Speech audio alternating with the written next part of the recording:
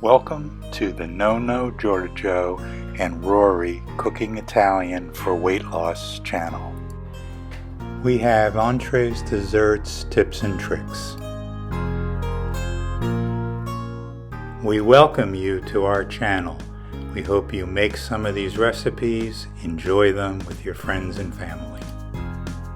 Please like our video by checking the little thumbs up. That way you let us know you enjoyed it. Please subscribe by hitting the subscribe button, then the bell and all. This will ensure that you get all of our new videos. Our cookbooks are available from both Amazon and Apple, ebooks, iBooks, and paperback versions. Today we're going to be making Sicilian pizza. The tomato sauce is thick, rich, and delicious. Here, the Sicilian pizza is ready for the oven. Here, it's coming out of the oven. Look how brown it is and crusty. Look at it cooling on the rack. The edges are beautiful. And here, we've plated a piece ready for the tasting. Hi! Hello! Welcome back to the Nonno Giorgio and Rory Cooking Italian for Weight Loss channel. And today we're continuing our ongoing saga of pizza. So we started with New York style pizza, and I grew up with that. We then went to Chicago pizza, and Rory grew up with that. And then we made a New York style white pizza with truffles, which was out of this world. That was incredible. And today we're making the third type, which is big in the Northeast, but you can get it all over. And it's Sicilian pizza. And I think the Sicilian's in between the New York and the Chicago. It's got a thicker crust than the Chicago, but nowhere near as thick ingredients sitting on it that the Chicago does. So I can't wait to try this because he's been bragging about this pizza for days. So I will tell you if it's good or not. And we have a new term for you. It's BIGA. BIGA. Is it small? No, it's BIGA. It's actually an Italian word. And it's the name of, it's BIGA. It's the name of a starter dough that Italians use in a lot of breads and pizzas. Ciabatta bread uses it. And we're not going to make a starter in the traditional sense where you use half and then put it away and use it the next time. But we're going to make the BIGA starter dough. And it's going to sit for 15 hours. And then tomorrow we're going to use that to make the pizza dough that we're going to use. And we'll get into that. But now, here's a bigger part of our presentation. A bigger starter dough. Oh my gosh, I'm not with him. I guess I am. All right, we have about 9 ounces of all-purpose flour. We've got 1/8 of a teaspoon of instant yeast, and we're going to put that in with the flour. And we're just going to take a fork and move it around, try to get it distributed. So that's a little over a cup of flour because a cup is 8 ounces. So right, 9 ounces and a little bit over a cup. And we've got about, just around 5 ounces of room temperature water. And we're going to put that in. And that's it.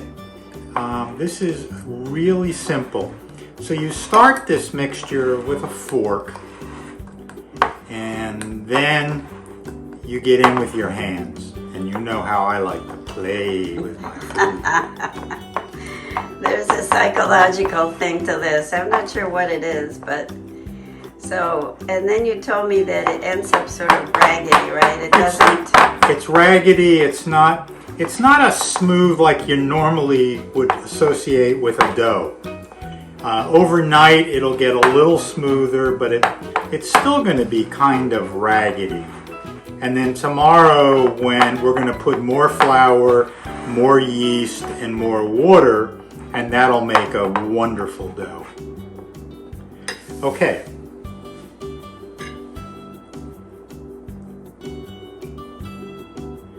Now this is a sticky dough. Don't you need to work it more? Yeah. But I have to get my hands, like I said. Yeah. You don't want to overwork it. And don't worry about there being excess flour in the bowl. If you have a little bit of flour left over, no problem. Remember that this is, you're not trying to make this a smooth dough like you would do for bread or even like a New York style pizza or a Chicago style pizza. This is a different process. Okay, so I think we look good. Okay, so when you're done with the dough, you have some flour left.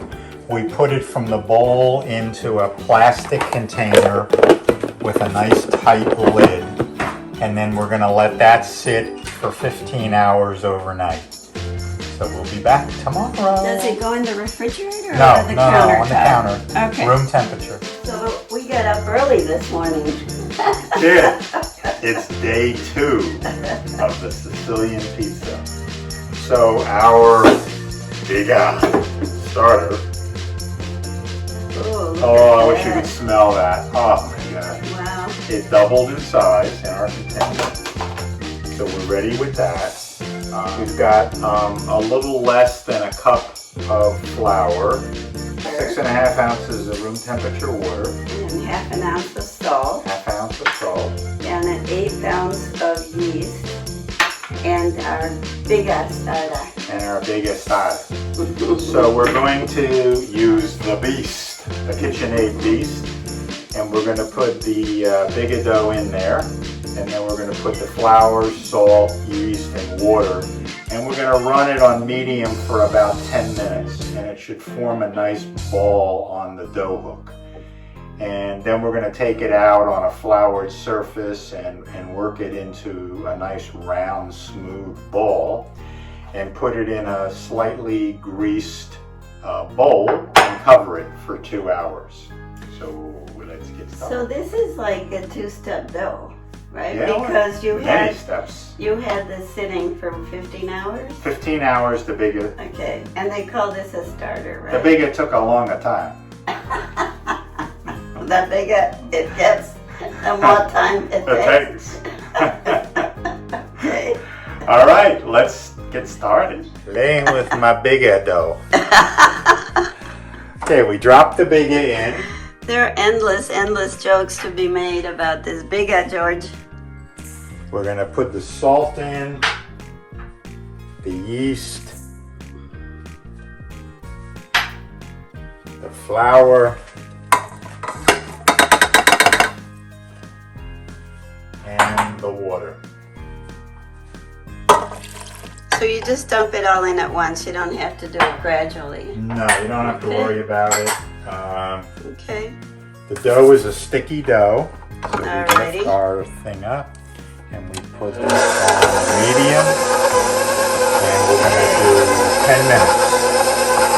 So we'll come back in 10 minutes and show you the dough. Now it's a pizza dough. It's no longer a BIGA dough. Okay, so we've got a ball of dough on the dough hook, as you can see. Our dough was a little moist, and you know it goes by atmospheric pressure and water and all this good stuff. We had to put maybe a 1/4 cup of flour in because it was too liquidy, and then it formed the ball. So I think we're good here. We're gonna Looking perfect now.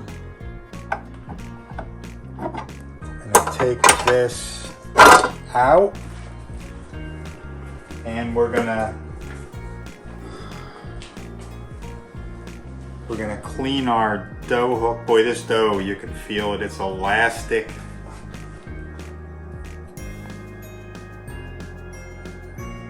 It wants to stick. Sometimes it just takes hands.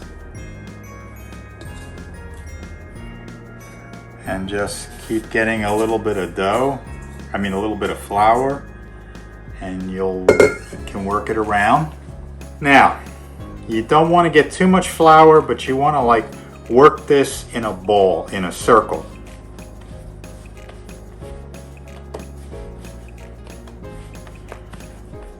Pat it, turn it in a circle. We want to get as nice a shaped ball as possible. It's feeling good now. The flour on the countertop is making it so that you can pick it up. It's not sticking. Okay. So we're going to put it in our greased bowl. And we're going to put a little saran wrap on it. And we'll be back in 2 hours. It should double in size. I covered my hands in olive oil. We've got the dough. It doubled in size after 2 hours. And I'm transferring it to our olive oil covered bottom. And you want to spread out from the center to the sides. Don't worry about reaching the sides. The glutens are going to pull it back, and at this stage that's okay.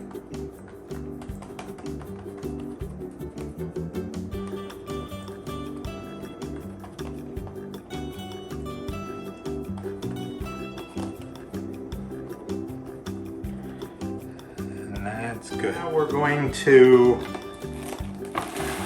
cover the pan, and we're going to wait 10 minutes. And that's just to let the dough rest a little bit. And then we're going to move the dough farther out, cover it, and let it sit for 2 hours. Okay, it's been 10 minutes.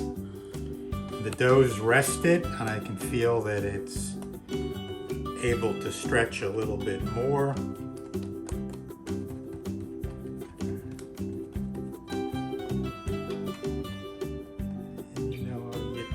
You try to go as much as you can toward those corners, but if it stretches back, don't worry about it. It will fill out. Boy, that dough looks so pliable and nice to work with. It is. It's one of the nicest doughs I've dealt with. Okay. So now I'm going to cover this well because it's going to be 2 hours. So we're going to let this sit for 2 hours. Okay, so for the tomato sauce, you can use crushed tomatoes if you're lazy. I like to use beautiful San Marzano tomatoes, and they're whole but skinned tomatoes. So what I do is I put them in a bowl, and be careful because they spit at you, and just squeeze them with your fingers, through your fingers. And this will give you just a beautiful crushed tomato sauce.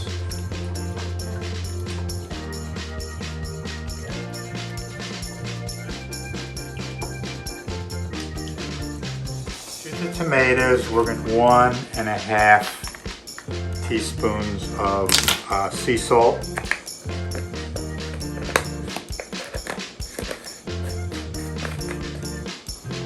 We're going to do oregano, dried oregano to taste. And then over here, we're going to turn our stove on, and we've got a little saucepan. We're just going to coat the bottom with EVOO.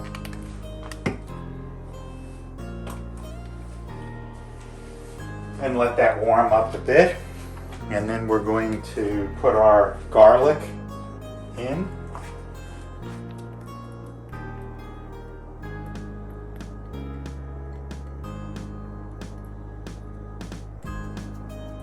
similar to our recipe that we've got in the book. But we're putting it here for completeness. Now you don't want your garlic to burn, so I'm going to turn it down a little bit as it starts to heat up. I can smell the garlic. And then we're going to put a little bit of tomato paste. And this does two things. It adds flavor to your sauce, and it also keeps your garlic from burning. And then we're just going to mix that around.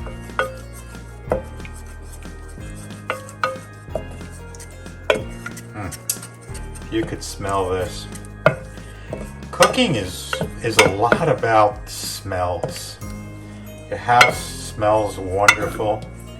Rory and I, we've been coming in these last few days and we've been making dishes with white or black truffle oil. And every time we walk in from the outside in, we smell truffles. We call it the truffle house now. What a wonderful way to come home. It smells in the house of cooking. You can see it's glistening, the oil. You know, it means it's heating up. We don't want it to get too hot. Beautiful color. It almost looks like saffron, but we don't have saffron in there. There's no saffron. Tomato paste. Beautiful. And it doesn't take much. The color's right. The bouquet is good. I can smell it nicely. And now we're going to take our tomato sauce.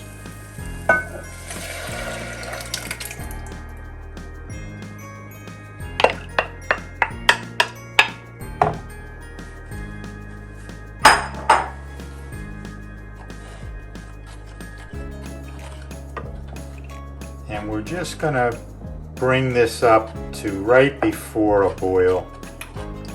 When we see the top just start to bubble. And then we're going to lower it to low and let it cook for an hour and a half probably.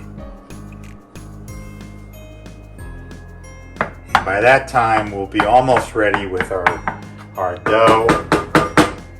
And we'll let the tomato sauce cool. And then when the dough's done, we're going to put mozzarella. Now we bought deli slices of the whole milk mozzarella, and we put that down first. And there's a philosophy that when you do pan type pizzas like the Sicilian pizza or the Chicago pizza, you put the cheese first and then the sauce rather than the sauce and then the cheese. And the reason is the sauce doesn't go into your dough and make it soggy. The cheese will still come up through the sauce as it cooks. So you're going to have nice bubbly cheese. It's going to look great. And then you put your toppings. We're going to do today olives and sun-dried tomatoes. And then we're going to grate fresh Parmigiano Reggiano cheese across the top. And we'll bake it at 475 for about 20 minutes. But you want to pull it out when you know the crust is looking brown and the cheese is bubbly, and that's a pizza. All right, we're ready to assemble this pizza. And we said we were going to do black olives and sun-dried tomatoes. We're also going to do some mushrooms.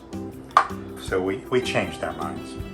So I'm going to, one last time, and you see you need a little bit of olive oil.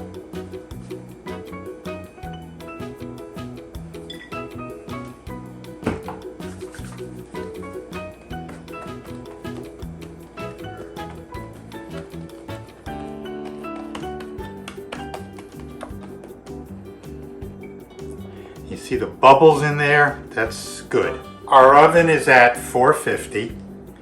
We have about 16 slices of deli mozzarella cheese, whole milk.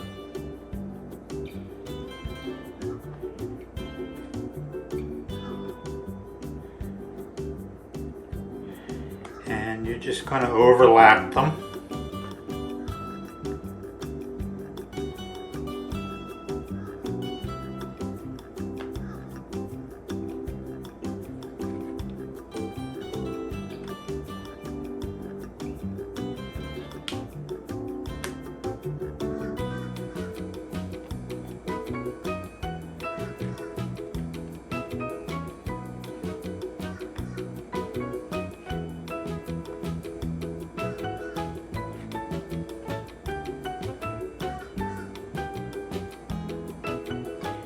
And there's always one for the chefs.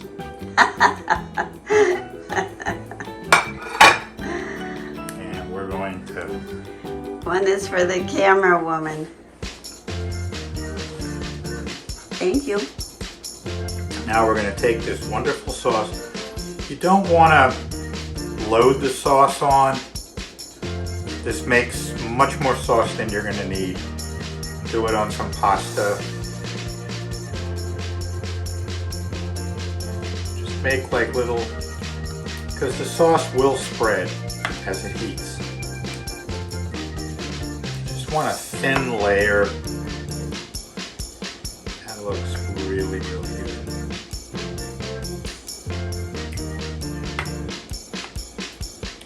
Okay. Now we're going to take our sun-dried tomatoes.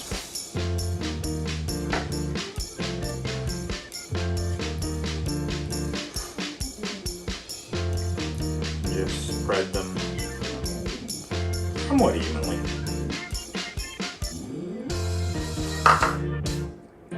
And then our Kalamata olives.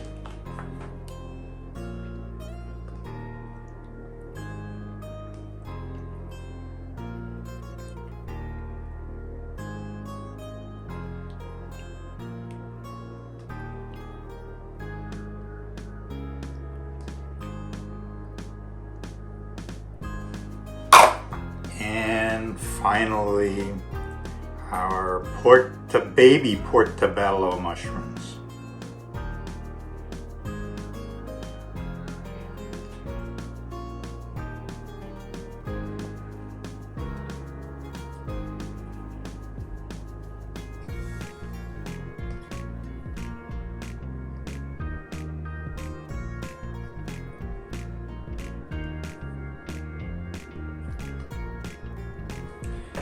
And doesn't that look delicious?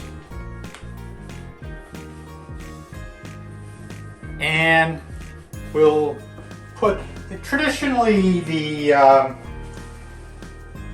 Sicilian pizza doesn't have basil, but we do like basil on our pizzas. So we'll take our basil plant and we'll pick just a few basil leaves. This plant has lasted us more than any other basil plant. It's going on 3 months, I think, now. Maybe longer. And you always tear basil. The oils come out. A really nice older lady in Italy told me that. There's that beautiful cheese. And we have a wonderful grater, and I'm just going to grate this.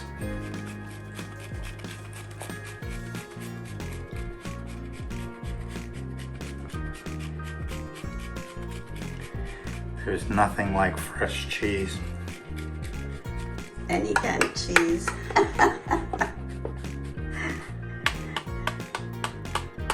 I'll tell you, I was not eating any kind of dairy for 7 weeks, and I missed it so much, and now we're back to a little cheese. Yeah, we stopped at the cheese shop and picked up 750 things of cheese. Yes. Make up for 7 weeks of lost time. But I didn't really feel anything different. I didn't have eggs. We didn't have eggs, cheese, or yogurt or anything, but I guess it's good to stop things once in a while. Okay, we have a 475 degree oven. Put it on the middle rack for 20 minutes.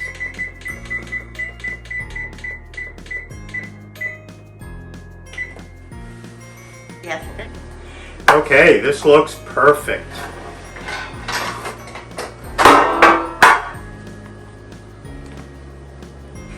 Look at that! Oh my goodness. Wow. And it's all sort of crusty around the edges and brown. And the cheese is melted. I cannot wait to try this, Nonno Giorgio. It's gonna be good! Alright, the next part of the show is our favorite, the tasting. Alright. Okay, so we let the pizza cool down from lava temperature to normal temperature. And now we're going to cut it, and traditionally you want 9 pieces, so you go about a third of the way in on both sides. And I'll have to ask the question, what is your favorite Sicilian pizza piece? Are you a corner, an end, or a center? There's 4 corners, 4 ends, and 1 center. I told you he was a math guy, see? He knows how to count. All right. So for me, I'm taking an end. Rory? I'll take a side. A side like this? Uh-huh. Ah, that looks fabulous. Okay. Wow. So now we're at our favorite part of the show. Yep. Just look at this great slice of Sicilian pizza. All right. We're at our favorite part of the show. I Let's can't taste wait. it. All right, let's taste this beautiful baby. I was ready to eat it right out of the oven, and it's absolutely scorched my mouth for a week. Oh my God. Just like I used to get in Brooklyn. That is delicious. In Brooklyn? Not in Italy? Brooklyn. I haven't been to Sicily yet, so I don't know if they actually make this in Sicily or not. But Brooklyn, you can get good Sicilian This pizza all is over New York. wonderful. It's much more bready Yeah, than normal pizza, and it's absolutely delicious. but it's not, the filling is not as high as a Chicago pizza. It's more like a New York style pizza, but the breading is thicker. It's hard to tell out of the 4 types of pizza we've made, which is my favorite. I know, they're also. I think it's the truffle, but The truffle is I very haven't finished Oh. this one yet. But we could do a truffle and Sicilian Oh, a fifth. Stay tuned. All right, the cookbooks are out. You can get the ebook and the iBook. The ebook from Amazon and the iBook from Apple. You can get also from Amazon paperback, black and white version with a colored version. If you like this video, hit the like button, come on. And subscribe to our channel. Press the subscribe button. You need to be logged into YouTube and press that subscribe button and then the bell, and that will notify you whenever we come up with new recipes. So for now, bye. ciao, Thank you for everybody. watching. Thanks everyone. I hope things Bye-bye. are good with you. We hope you have enjoyed our channel. If you have, please hit the subscribe button below and the bell next to it so you get notified of new videos when they come out.